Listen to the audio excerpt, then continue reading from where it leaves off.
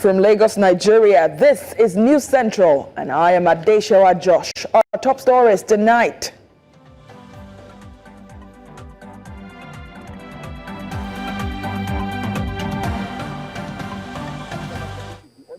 Borno Governor Babangana Zulum alleges moles in the military and political circles are sabotaging fight against insurgency. Inspector General of Police orders investigation into murder of 14-year-old schoolboy in Ibadan as family demands justice. President Cyril Ramaphosa visits White House as President Trump quizzes him on South Africa's treatment of white farmers. In business, Nigeria achieves historic 56% oil and gas industry expenditure retention, up from 5% in 2010. And in sports, Kwara United will face Abakaliki FC in a historic final of this year's Presidential Federation Cup. Details in a moment. Welcome, everybody. Tonight begins right now.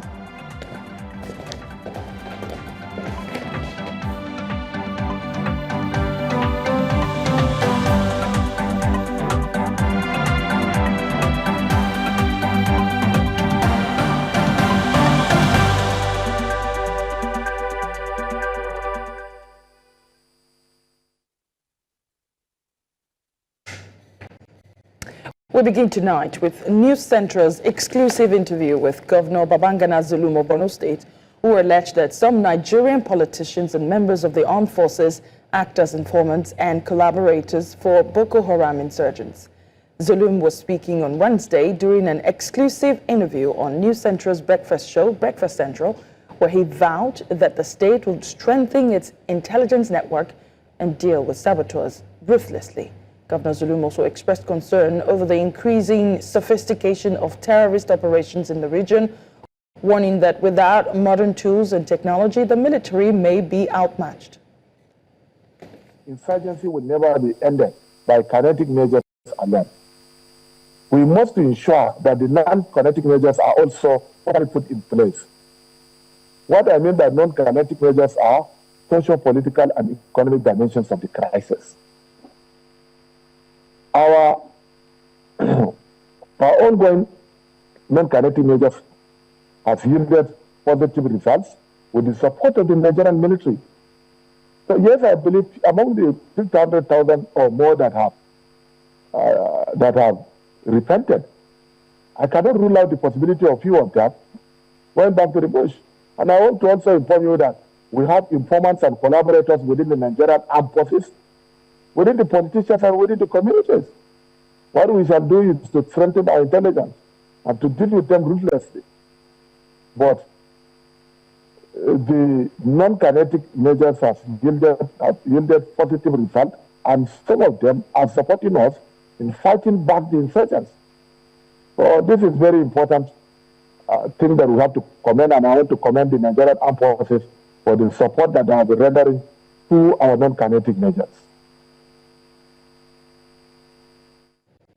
Policy strategist and governance expert Sam Amadi joins me from Abuja, while a social reform advocate, Evan Sufeli, joins me from Lagos.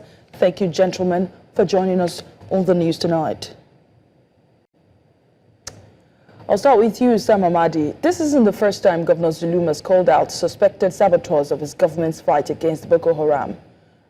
Does this latest statement about politicians and members of the armed forces acting as informants for the insurgents surprise you? No, it doesn't surprise me because we've got enough anecdotes, in the years past about serving officers, those who were in the fights against insurgents in the northeast and northwest, maybe a compromise of their war plans, their fights, and things like that. Again, even when Jonathan was there were reports about efforts being compromised through what appeared like insider action. People, officials who themselves were either sympathetic or somewhat in what way, were not well defined in their approach to the crisis. So I'm not surprised. I mean, coming up again from Governor Zulu. it suggests that there's a lot of credence to the fact that the government is dealing with internal sabotage, even among its top officials and even perhaps some of the military commanders. Let me bring in Evans very quickly to respond to the same question I asked you. Are you surprised by the governor's claims that there are people in the government trying to sabotage his efforts to end the Boko Haram crisis? I'm not surprised at all.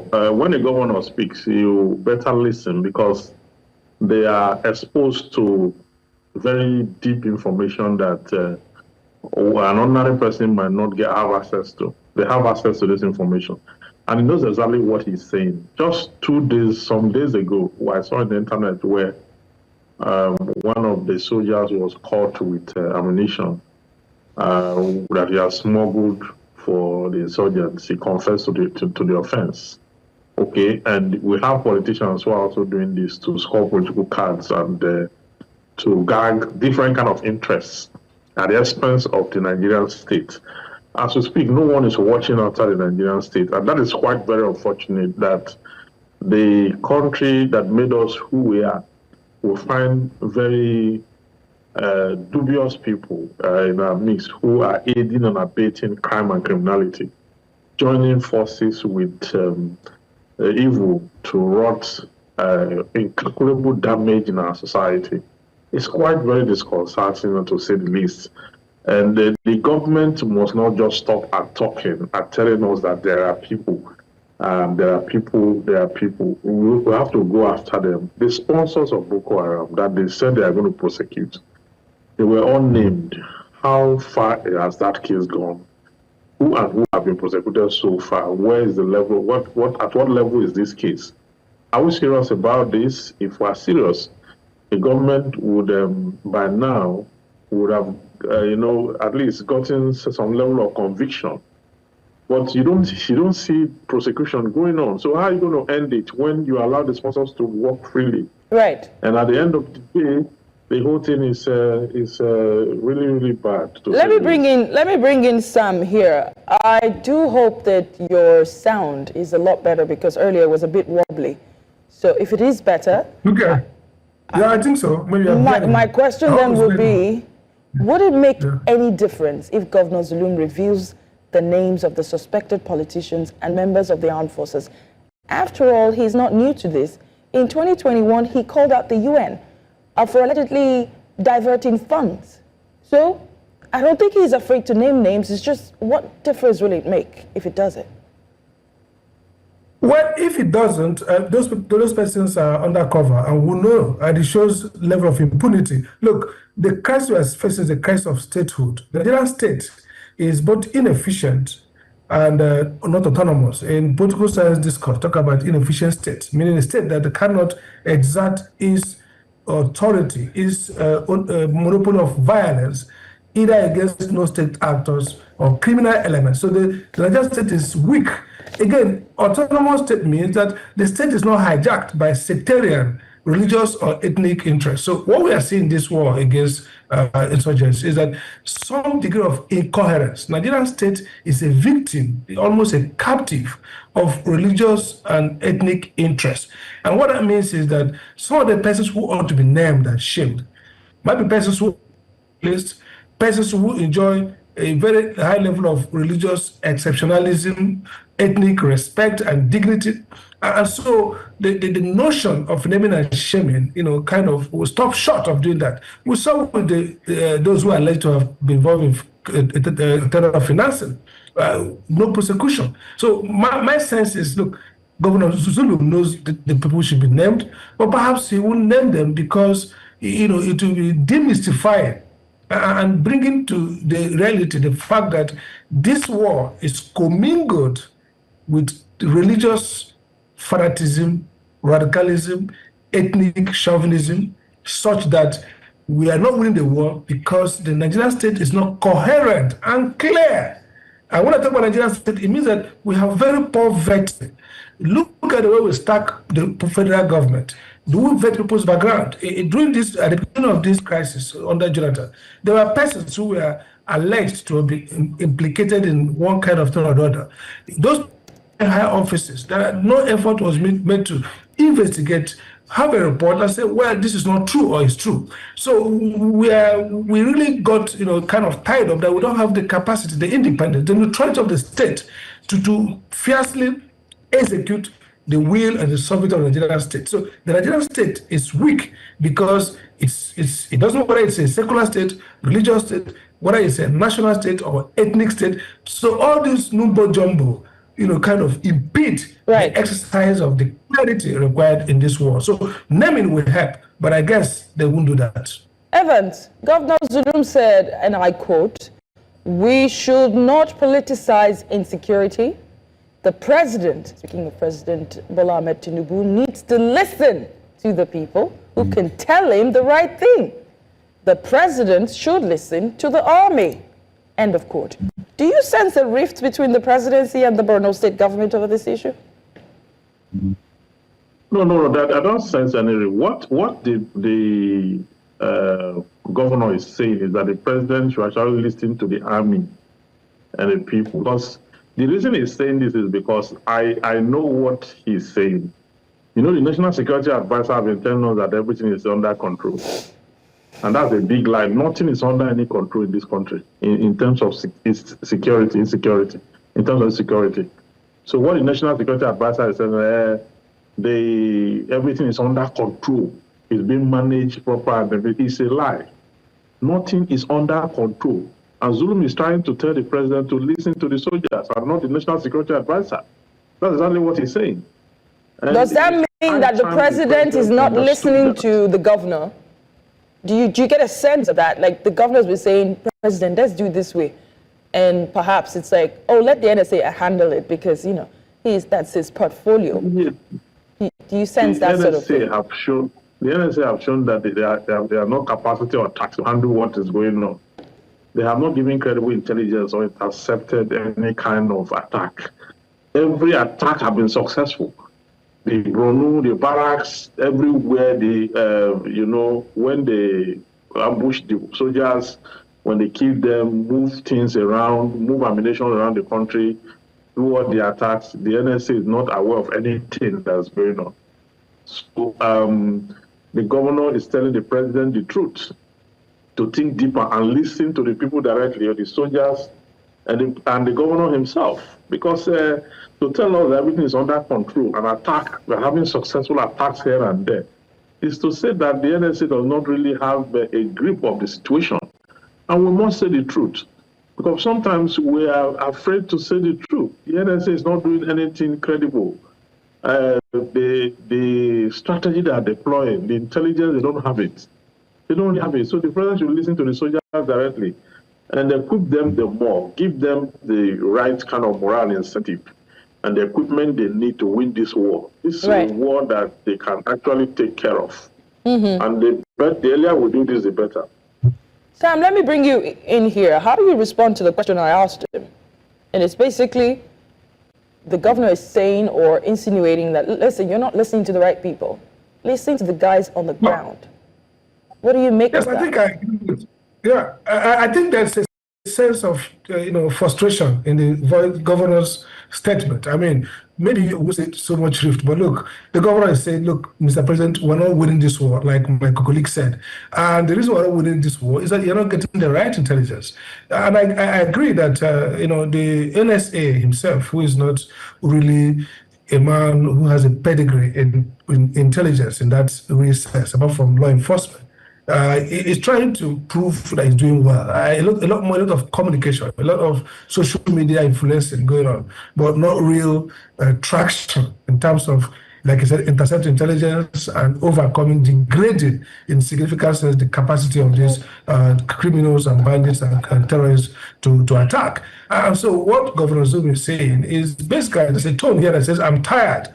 Look, Mr. President, get out of this. Don't listen to these guys. Listen to the guys who ought to know, the commanders on the field, who have stories. Because look, as part of the chief security officer of the state, he sits in Security Council with commanders, and they have anecdotes. They have discussions that are more good faith.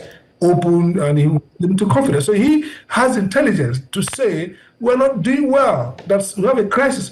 But the guys in Abuja, then they say, who played a political role could make it look we are doing well, we have done this, we have done that. So that's frustration, obviously. There's a sense of saying, Mr. President, smell the coffee, wake up. I don't know what I say, but definitely he's not happy with the way things are going. And he also mentioned the sophistication of the methods that Boko Haram is now deploying. The governor apparently asked for 12 drones to combat Boko Haram, each of which would cost 5.5 million. I suppose I'm not quite certain whether each one costs $5.5 million or everything costs $5.5 million. Right, but they haven't gotten that. I mean, what do you make of that? They're asking for the equipment, what it will take to fight Boko Haram at this time, and we haven't heard much back from the federal government. Well, I don't know what is. Am I to answer or? Yeah, go on. My sense would be just simple. Look, war against corruption, war against security is a big money. That's why I call it the military, business defense complex. It's about money. And again, let's not kid ourselves. There's also a lot that is a lot of corruption, a lot of all over the world, defense spending, especially in time of insecurity. Sometimes they are contrived. I think it's going to be like maybe $5 million each. I don't think it's going to be all because it's this. Yes, $5.5 million each. I was just confirming the figure here. Each. Okay, so I think, look, I'm not able to say whether that's body for value, but what I would say two things. One is that evidently we need funding to fight this, but the question is, what have we done with a lot of the equipment we acquired in the past? Some of them have gone to the hand of the terrorists. So yes, money is important, but intelligence and the political way. Again, let's get back to saying, are we sure of all our competence? Are we sure of all the persons who are in positions of authority, their commitment to the country, and their non-involvement in any form or otherwise of the Boko Haram mission? Let's not forget, we're dealing with a revolutionary, religiously oriented terror group. And so sympathies can hobble this fight. So not just about arms and money, it's also about clarity, and also about profiling and getting back to do clear work to make sure the right people are there at the right time. I remember when the Hejrika was fighting this battle. There were groundswell against him that he was engaged in ethnic cleansing. All right, Sam, we're going to have to leave it there. Human rights violation. Right. Thank you so much for your thoughts, Sam Amadi. Sam Amadi, policy strategist and governance expert, as well as Evans Ufeli, a reform advocate. Thank you, gentlemen, for joining us tonight. It would obviously be very good if the governor can name these people and just let's name and shame them once and for all. Gentlemen, thank you for your time. Tonight returns in a moment. Do stay with us.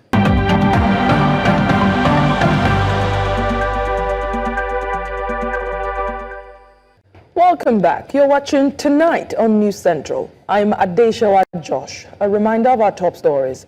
Borno State Governor Babangana Zulum alleges moles in the military and political circles are sabotaging fight against insurgency. Inspector General of Police orders investigation into murder of 14-year-old schoolboy in Ibadan as family demands justice. President Cyril Ramaphosa visits White House as President Trump quizzes him on South Africa's treatment of white farmers.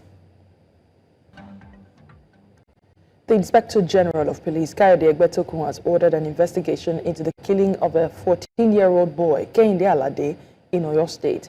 Alade was shot dead in the early hours of Tuesday when his father, Odunayo Alade, allegedly drove against traffic and attempted to evade arrest at the Alakia Adegbayi Road, an allegation Mr. Alade has denied. The Oyo State government says Kehinde's father violated the state's traffic rules when the incident happened. The force public relations officer, ACP Olumuyiwa Adejobi, in a statement Wednesday, says the IG condemned the shooting and confirmed that the officer involved has been taken into custody. Meanwhile, Kehinde's father is insisting that justice must be served accordingly. I don't know. To them, they said I follow one way and I let them know that this is the road that everybody all the neighborhood there. This is the way they are passing. A very short distance to the main junction. Is that place a one-way drive? I won't say one way, because the place is, as I said earlier, it's a very short space, very short. It's not up to a pole. You understand? We just come out and then we follow the normal way down. So were you aware that they were trying to stop you? I didn't know. It was when I entered through that road, one of them just came and jammed my vehicle. So why didn't you stop at that point in time? One, in the Nigerian government works, if you are on your own, once you fall into their traps, you understand? And moreover, the elder brother of the deceased was supposed to write work yesterday. Was having a 8:30 paper yesterday. So if I should stop, then they will delay the boy. So that's why I just to just maneuver, then go my way. So eventually, what happened? So after I left them, I just heard the gunshot. So I didn't stop. Then the boy in question was shouting, "Daddy, daddy, daddy, daddy." I was even shouting on him that, "Why are you shouting? We've left them, so we are safe." Then his twin brother now told me that he has been shot. So immediately I had that one, I packed. Brought him out. The whole place was soaked with blood. So I didn't know that those ultiman and the police, they were coming after me. So immediately I saw them, I just hijacked one of them. And there was another parent in the vehicle. He took the boy to hospital in the process, to welfare hospital. So from there, they gave him oxygen, then released the ambulance to us. They carried the boy to UCH. But before he got to the place, he gave up the ghost. Our correspondent Israel Eferobo, who's been speaking to Mr. Alade, is now here with me in the studio. He's been speaking to him and other family members at their residence in Ibadan. Efe, thank you so much for making it back to the studio. You know, the initial reaction many people had when they saw the viral video of Kehinde Alade's tragic death was mostly anger. But another video then emerged showing that there's more to this story. What have you been hearing from Kehinde's father beyond what we've just seen and other people that you've spoken to in the community? Thank you, Adishwa, for having me. It's a tale of shock and despair, basically. When we got to the community, people were still in shock. And majority of the people in the area, they just didn't want to speak. They were asking the question, why will this happen? What sort of police force do we have in Nigeria? Those were the kind of questions that they were asking. I couldn't answer those questions, but all I could do at this point was to empathize with them. And basically, they were just in shock. And so many of them, they were just expressing anger at what happened yesterday morning. This happened at about 7:30 in the morning at Alakia. And to the shock of so many people, the boy that passed was a twin, and his name is Taiwo, and the boy that passed, his name is Kehinde, but Taiwo, the twin brother, was in shock as well. And let's just try and see if we can get his thoughts on what exactly happened to his brother, because we spoke to him earlier on. Let's hear what Taiwo Alade, the brother of the deceased, what he had to say. Okay. Kehinde was my best friend. Kehinde is very playful and jokes a lot. Kehinde is a very brilliant and bright boy. And yeah, if you do ask questions in class, me and him play after. My dad was taking us to school, and it's not actually 1 week, but just want to pass the something to come out from the other side of the road. That's when those oh yes, or what's their name? Otma. They came and they blocked the other way. So this is beyond tragic. But speak to us about what that area is like, the particular highway in question. Because the bone of contention now is that the father was driving on a one-way against traffic. At least from the vantage point of the video, that must have come from the officials. Yes. What is that place like? Because the twin brother is claiming now that it's actually not a one-way. Then I can explain that. Go ahead. So for people in the community, according to what the father said, while News Center spoke to him earlier today in Ibadan, that road is the old Ife Road. If for those who know Ibadan very well, old Ife Road, Alakia, and according to him, it's not really a one-way. It's not. He wasn't driving against traffic, according to him. And he said that was exactly how they always go through the road. And tell me where you see signposts, in Nigeria, where they actually do tell you that this place is one way. You're driving against traffic. You seldom see things like that. And that is also another problem that make people fall into this trap. So, but apparently the road that the father took, according to him, is not one way. But if you look at it, the community members, they always use that road. You come out from your streets and then you can easily just make a detour and get onto the highway. But if you look at that movement, it does look like it is driving against traffic. Yes, you can turn Could it be a situation traffic where it's a norm for the community members to do that, but then the government is now saying that's over? But then again, there hasn't been any official statement to that. No one has come out to say anything like that. And unfortunately, that's the word I can use now. Unfortunately, these people were on patrol when this happened, when they saw the man driving against traffic. Have you heard anything from the state government about this issue? Well, so far. So today we tried to get across to the police command in the area. There's a police station very, very close to where this incident happened. They declined to speak, saying that we need to speak to the PPPRO of Oyo State Police Command, who unfortunately wasn't in town, because we called him on the phone. He wasn't in town. And then he had to direct us to someone else who, of course, we couldn't reach at a point in time. But what they're saying is the policeman who indeed shot at the vehicle, which many people are still questioning, why would you shoot at the vehicle? What was your aim for shooting at the vehicle? Were they robbers? Were they armed? What was the reason behind you opening fire on the vehicle? And guess what? In this particular vehicle, there were 5 children in this vehicle. 5 children, and one unfortunately lost his life. There were 2 men in front, the father, and then there was another man in front as well, and there were 3 children at the back seat.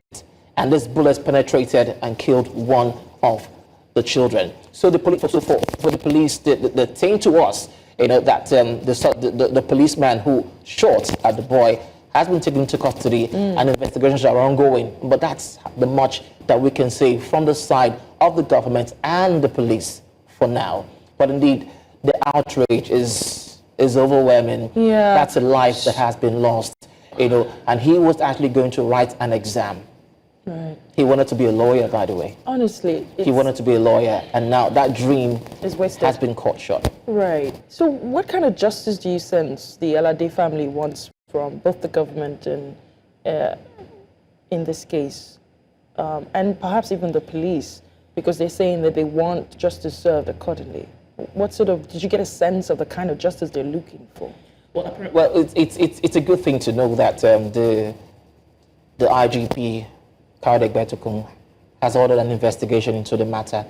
They want to see how far this investigation will go for justice to be indeed seems to have been served and the right way. For the Alade family, they are hoping that they will get some sort of reprieve, some sort of justice from this. I don't know how exactly they want this to go. Like compensation, like jail term, it's always good to have a very particular, be able to nail down what kind of justice you want. And you can also see from the video, when we got there today, there were a lot of sympathizers around, people coming and going, you know, relatives, friends. I mean, let's even just hear what the friends of the deceased were saying. We had so many of them who came into the house today. We had one of them speaking earlier. But we're going to have to leave it there because we're running out of time now. There's just so much to unpack in this story, and I know that you're going to be staying on it for us until, you know, we reach the, you know, some kind of conclusion of the story. Thank you so much, Israel Eferobo, our correspondent there. Thank you. Thank you for having me. The ECOWAS Parliament has been asked to review the rise of artificial intelligence, its risks and impact of deepfakes on the peace and security of the region. This was during the inaugural session of the Parliament's first extraordinary meeting in Abuja, where members were asked to address the root causes of insecurity, tribalism, and inequality in the sub-region. It is the opening ceremony of the ECOWAS Parliament First Extraordinary Session for the year 2025, holding in Abuja. The session, which had in attendance members of Parliament representing member states of the sub-region, including senior officials from Nigeria's Parliament, led by the President of the Senate, Cyril. In 50 years of existence, the community institutions have played a key role in the economic development, regional integration, peace, and security of our region. This Parliament occupies a strategic position in our integration process. As representatives of the people, your role is important not only in terms of... Still ahead tonight, hunger looms in Gaza as UN says aid yet to reach civilians despite ease on Israeli blockade. We'll tell you more after this break. Stay with us.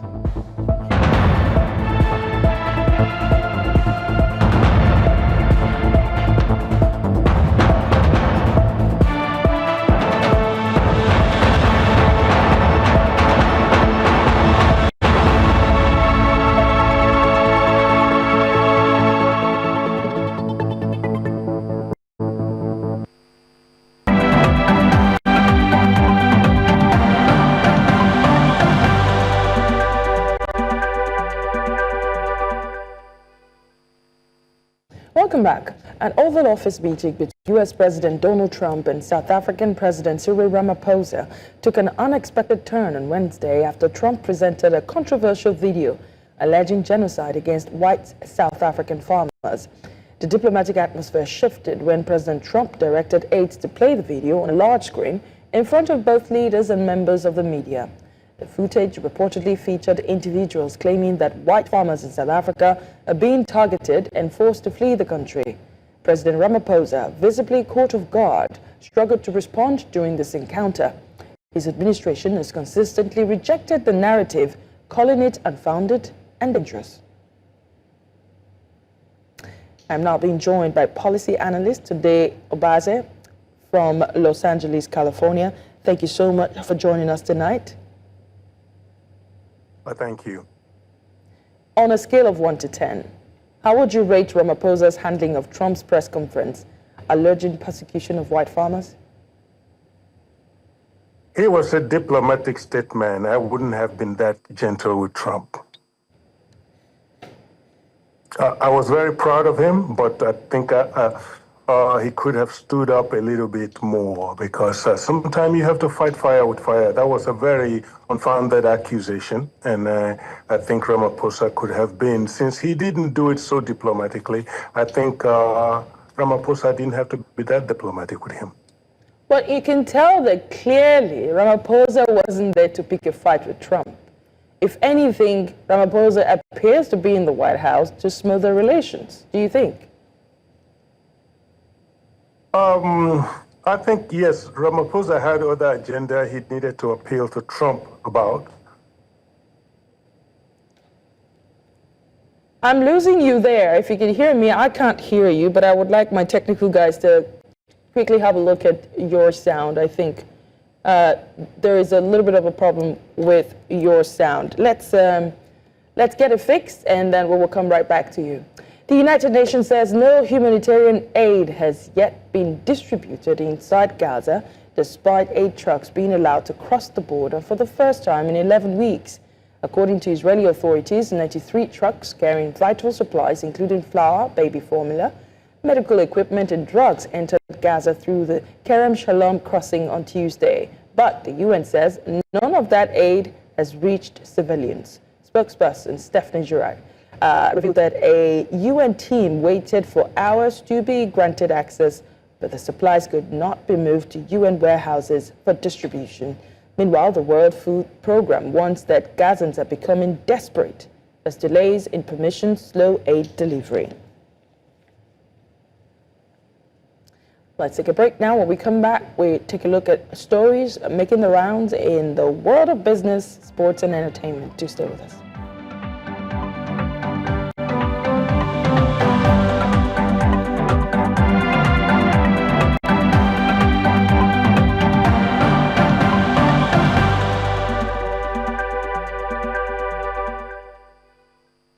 Time for some money talks with Lekon from our business desk. Lekon, what do we have today? And now we're seeing more indigenous companies take charge of over half of the activities in Nigeria's oil and gas industry, and that talks about capacity growth among the local areas of Nigeria's business. I will tell you more during the course of the news.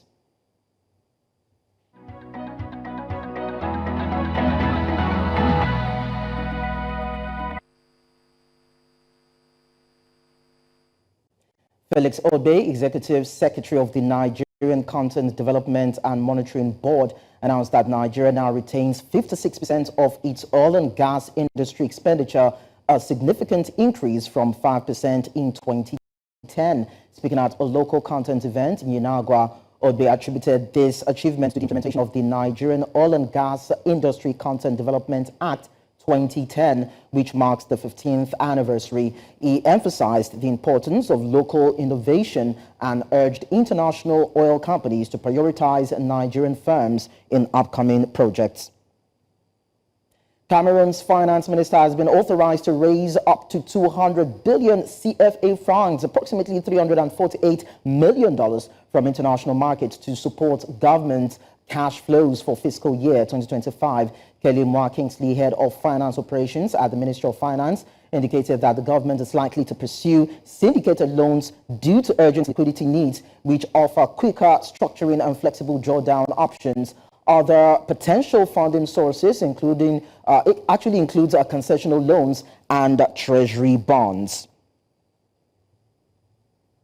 We now wrap up with Nigeria's stock market. Now, the exchange closed slightly lower as we track today, with the share index down 0.10% at 109,610.10 points, while our market capitalization is at 68.89 trillion naira. And looking at the sectoral performance as we tracked, it was actually mixed anyway, and we found out that the banking industry declined by 0.82%, likely talking about profit taking anyway. And looking at the insurance sector, there were some sort of gains as we see a rise of about 1.14% on renewed investor interest. Now, in the oil and gas sector, it fell to about 0.48%, reflecting global price pressures. And of course, our consumer goods inched up about 0.49% right there, showing some sort of resilience in demand, while the industrial goods sector edged 0.11%, indicating some sort of a trading sentiment. But then overall,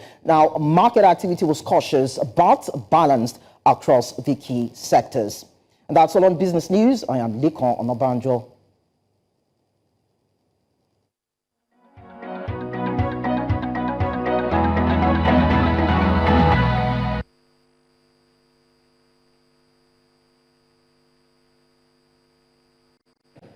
And now Tunde joins me with the latest on President Federation Cup and more in sports news. Tunde? Well, it's been one hell of a day, Adeshewa. If you're a Manchester United fan, it's not been easy watching it. They lost the Europa League final. Also, there's plenty going down at the currently going on National Sports Festival. All that and much more after this break. Right.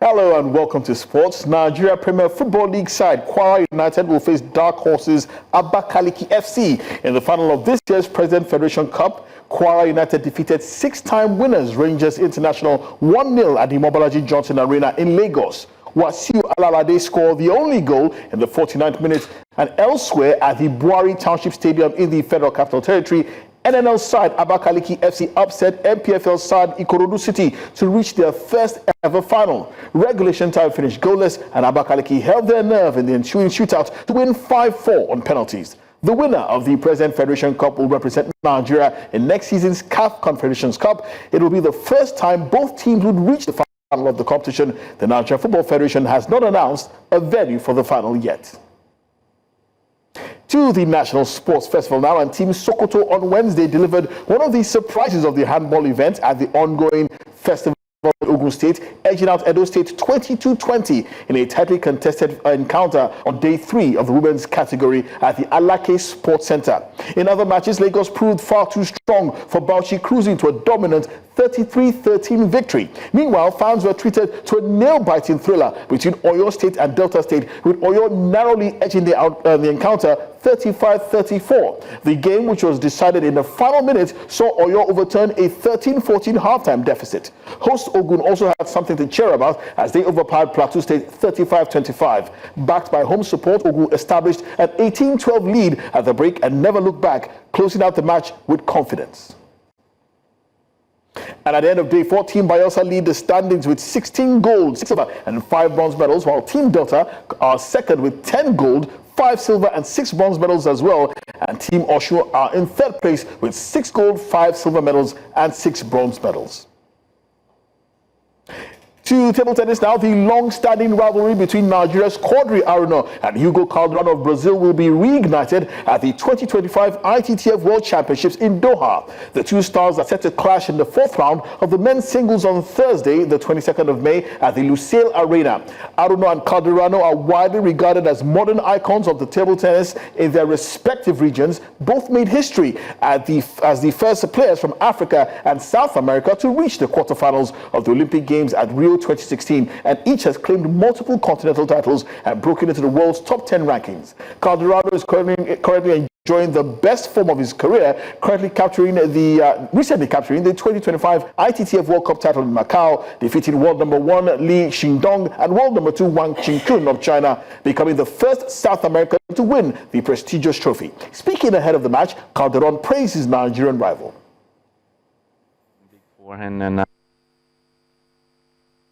Yeah, definitely a very strong player. He's been in the top 10 before. Everybody knows him, big forehand, and I'll be ready for a big fight. He's also a fighter, so it's going to be very exciting. And Tottenham Hotspur ended their 17-year trophy drought, claiming UEFA Europa League glory and UEFA Champions League qualification with a 1-0 victory over Manchester United in a largely turgid affair at the San Mamés Stadium in Bilbao. The winner-bust clash between two heavily maligned English giants offered a golden ticket to the UEFA Champions League despite their truly atrocious domestic form. Ange Postecoglou's side broke the deadlock in the 42nd minute when a whipped cross from Sarr caused havoc in the area, where Brendan Johnson gets into the ball at the rear post before Luke Shaw inadvertently applied the final touch. And it was a fine way for Postecoglou to mark his 100th match in charge as Spurs achieved their 150th victory in European competition. Meanwhile, United's unbeaten UEFA Europa League run ends in their 15th match and final game of the competition as the inquest into the club's disastrous campaign begins. And that's all on Sports News tonight. It's back to you, Adeshoa.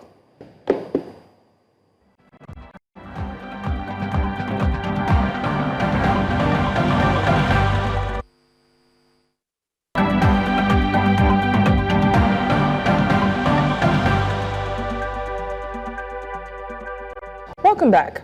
On entertainment news tonight, 2 major legal stories are making waves as Nigerian social media commentator Very Dark Man has been fined $200,000 by 200,000 naira by a Lagos High Court in a 1 billion naira defamation case filed by Femi Falana and Rapper Falls while in London.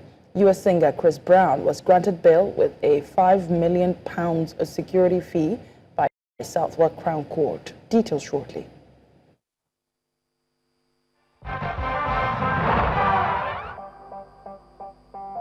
On entertainment news, The Lagos High Court has ordered social media commentator Martin Ose, popularly known as Very Dark Man, to pay 200,000 naira in costs amid the 1 billion naira defamation lawsuit filed by Femi Falana and his son Falz. The case arose from a 2024 viral video where VDM accused the Falanas of hypocrisy and alleged that they were involved in helping Bobrisky avoid prison in a money laundering case, referencing claims made in an audio recording by Bobrisky. VDM specifically suggested that the father-son duo played a role in getting the charges dropped through illegal means. In court, VDM filed a preliminary objection to dismiss the suit, urging that the incident occurred outside Lagos State and thus fell outside the court's jurisdiction. However, the judge ruled the objection had no merit and ordered VDM to pay 100,000 naira each to Femi Falana and his son, Falz. While Femi Falana was represented by his lawyers, Falz was present during the proceedings. VDM was absent but represented by his attorney. The case continues with the core defamation claims still to be decided. U.S. singer Chris Brown was granted bail by a London court on Wednesday following his appearance at a Southwark Crown Court before Judge Tony Baumgartner. The 36-year-old artist was released under strict bail conditions that include a significant financial guarantee. The development comes amid ongoing legal proceedings, though specific details of the charges against him remain limited to the public. As part of the bail agreement, Chris Brown is required to pay a sum of £5 million security fee to the court, underscoring the gravity of his case and the court's intent and ensure his adherence to the terms set forth. The high security amount is meant to guarantee that Brown complies with all conditions, including attending further court dates. The case has attracted considerable media attention, giving Brown's global profile, and further dates are expected as the legal process continues. That's all on entertainment tonight.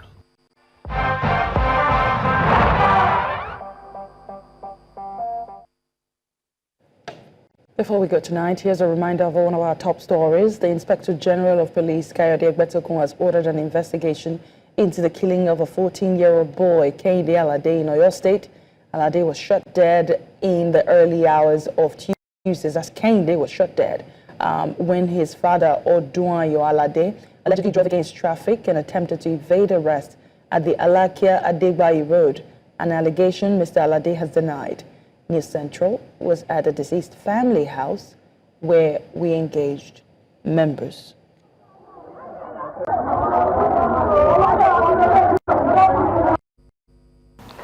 My dad was taking us to school, and it's not actually 1 week, but he just wants to pass the something to come out from the other side of the road. That's when those what's their name? Otma. They came and they blocked the other way. So Kehinde was my best friend. Kehinde very playful and jokes a lot. Kehinde is a very brilliant and bright boy. And yeah, if you do ask questions in class, me and him play after or during break, or we might even contribute money to buy stuff like maybe biscuits or sweets or anything. But I think he's more than a friend to me. Kehinde, the last time I saw him, we played ball together. We played the ball like for 50 minutes, and it was his turn to score, but he kicked the ball over the fence. We criticized him that why we played the ball like that, but all well are good. Kehinde, yes.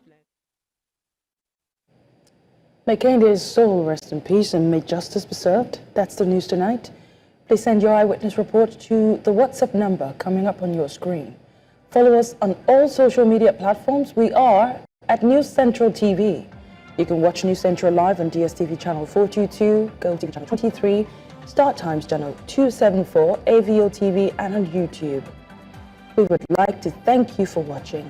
I'm Adeshewa Josh. Stay safe and I'll see you on Thursday.